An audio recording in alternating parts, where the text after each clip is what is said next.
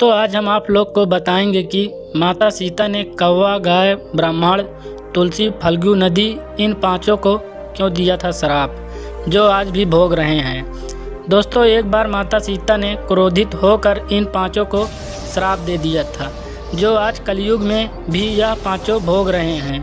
दोस्तों माता सीता ने क्यों दिया था श्राप, और दोस्तों माता सीता ने महाराज दशरथ का क्यों किया था पिंडदान। दोस्तों हमारे इस वीडियो में आप लोग बने रहिए, हम आप लोग को पूरी जानकारी देंगे। दोस्तों अगर वीडियो हमारा आप लोग को अच्छा लगे तो वीडियो को लाइक करिए और मेरे चैनल को सब्सक्राइब करिए और बेल आइकन ऑन कर लीजिए, जिससे हमारा वीडियो आप लोग को सबसे पहले मिले। दोस्तों जब भगवान श्री राम, माता सीता और लक्ष्मण जी वनवास काट रहे थे, तब भगवान श्री राम और लक्ष्मण के पिता राजा दशरथ की मृत्यु हो गई थी। इस दौरान पितृपक्ष था और उन्हें पिंडदान करना था, जो किसी पवित्र नदी के किनारे किया जाता है।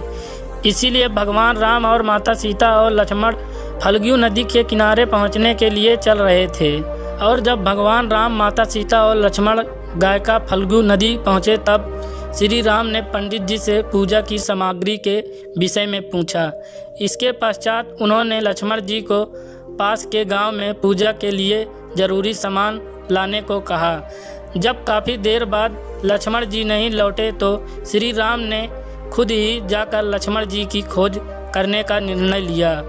वहीं दूसरी ओर पंडित जी बार बार उन्हें शुभ मुहूर्त के निकल जाने के बारे में बता रहे थे।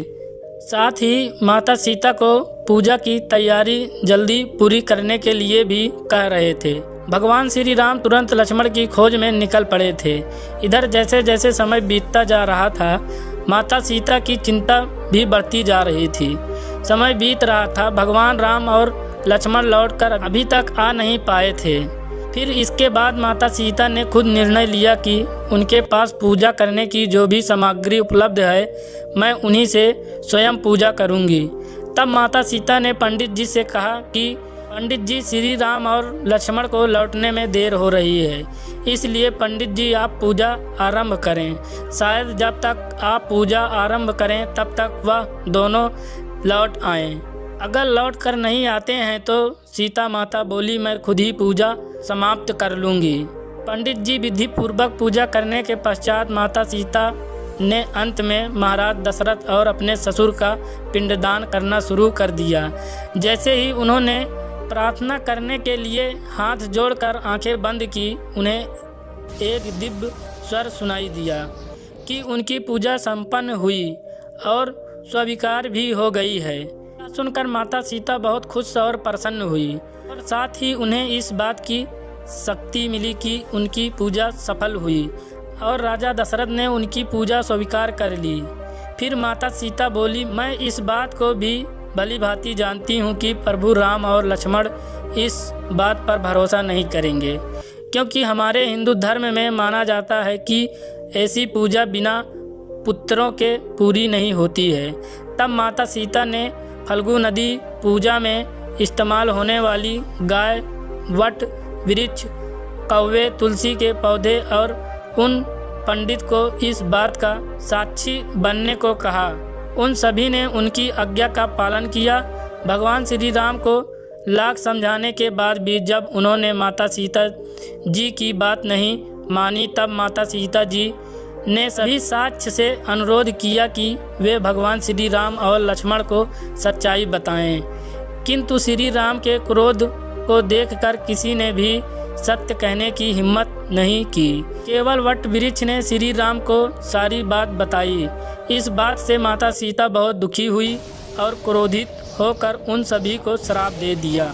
माता सीता ने फल्गु नदी को श्राप दिया कि वह सिर्फ नाम की नदी रहेगी, उनमें कभी भी पानी नहीं रहेगा। दोस्तों इसी कारण आज भी इस नदी में पानी नहीं है और यह सूखी पड़ी है। फिर माता सीता ने गाय को श्राप दिया कि उनके पूरे शरीर की पूजा नहीं की जाएगी।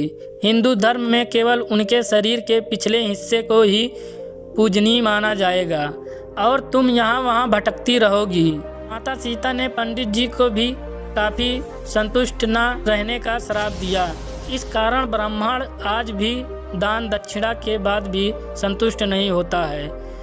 तुलसी जी को माता सीता ने श्राप दिया कि वह गाय की मिट्टी में कभी नहीं उगेगी और माता सीता ने कौवे को हमेशा लड़ झगड़ कर खाने का श्राप दिया था। और वट वृक्ष को माता सीता ने आशीर्वाद दिया कि पिंडदान में इन वृक्ष की उपस्थिति जरूरी होगी।